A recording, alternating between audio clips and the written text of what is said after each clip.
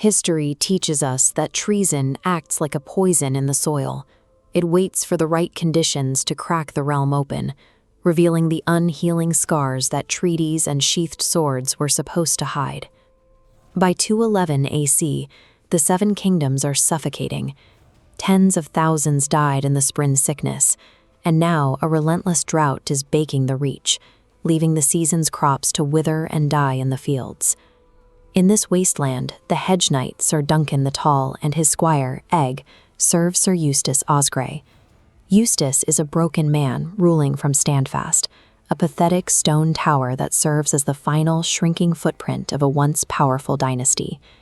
In a land where the earth has turned to dust, basic survival is a fragile thing. When the wells run dry, the high-minded codes of chivalry quickly give way to desperation. For the people of Standfast, the Checky water is the only thing keeping them alive. When the stream suddenly stops flowing overnight, the local crisis reaches a breaking point. The cause lies upstream at Coldmoat, where the feared Lady Rohanne Webber, known as the Red Widow, has constructed a dam to hoard the remaining water for her own lands. Dunk's companion, Sir Bennis, attempts to settle the matter with steel rather than words. He slices open the face of a peasant, turning a water dispute into a blood feud. Eustace responds by calling his banners, resulting in a pathetic militia of 8 starving villagers. These men, who have never held a spear, are expected to stand against the Red Widow's professional armored knights. This is the brutal math of the feudal system. These small folk are being marched toward a slaughter to satisfy a lord's wounded ego and a centuries-old claim to a muddy ditch. Dunk rides to Coldmoat alone, hoping to find a diplomatic way to prevent the massacre of the innocent men he was ordered to train. Instead of the haggard witch of local rumor, he encounters a sharp, dangerous leader. Lady Rohanne demands justice for her wounded subject and shows no interest in backing down. When Dunk claims the water belongs to House Osgrey, Rohanne produces a royal decree. The document carries the seal of the Iron Throne and explicitly labels Eustace Osgrey a traitor. The scroll details how the crown legally stripped House Osgrey of these lands 15 years ago, transferring them to the Webbers as a direct consequence of the family's actions. This wasn't a clerical error or a theft, it was a targeted punishment. Eustace Osgrey chose the losing side in a war against the king, and this dry riverbed is part of the price he is still paying.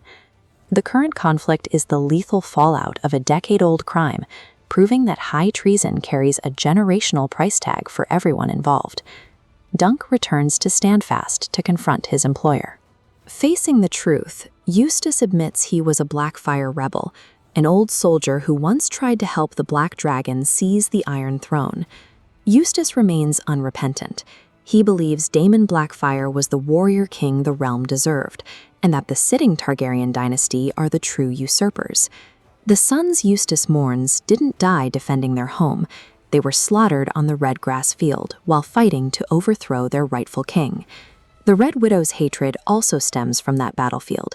She was in love with Eustace's youngest son, and blames the old man for leading him to a traitor's grave. Martin weaves the history of the Blackfyre Rebellion into the very soil of the Reach, showing how grand-scale politics eventually seep into every local well. These grand political rebellions inevitably wrought into personal vendettas, turning neighbors into enemies long after the kings themselves have been buried. This map connects the dots. A continent-spanning war for the throne has narrowed down into a desperate struggle for a few gallons of water in a forgotten corner of the Reach. Dunk sees the reality of the game High Lords play. They engage in power struggles to judge their own strength, while the small folk are left to drown in the wake of their pride. He decides he can no longer serve a liar. Dunk prepares to leave Standfast at dawn, refusing to lead his 8 peasants into a battle fueled by ancient, dishonest grudges. But the conflict arrives before the sun. In the dead of night, Eustace's forest is set ablaze. The Red Widow has made good on her threat of fire and sword. The unhealed wounds of the past have finally caught fire. This forest fire is the physical manifestation of a hatred that has been smoldering for 15 years, waiting for the right moment to consume the innocent. Dunk disperses his peasant militia, sparing them from the flames. He rides out to meet the Webber army alone. intending to end the feud on his own terms. With Rohanne demanding blood and Eustace refusing to yield his pride, they reach a stalemate. The only resolution permitted by the laws of Westeros is a trial by combat. Sir Duncan must now face the Red Widow's champion, a massive, murderous knight known as the Long Inch. This isn't the glorious, sun-drenched jousting found in the songs. There are no cheering crowds or pristine armor, only the cold reality of feudal justice. They will fight to the death in the rushing, treacherous currents of the Chequy Water itself. And the very resource they were fighting to own will now become the environment that decides who lives. When the lords of Westeros play their games, it is always the men at the bottom who sink into the mud. The only question left is who will be the first to drown for a traitor's honor.